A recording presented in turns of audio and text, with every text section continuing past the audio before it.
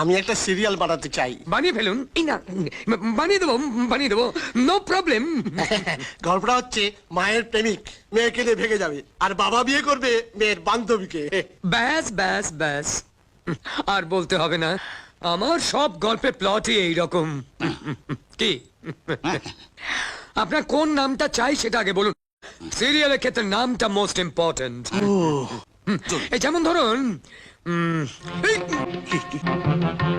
মাটির নিচে আকাশ, মেয়ের মা শাশুড়ি, অশ্রুর চোখে জল,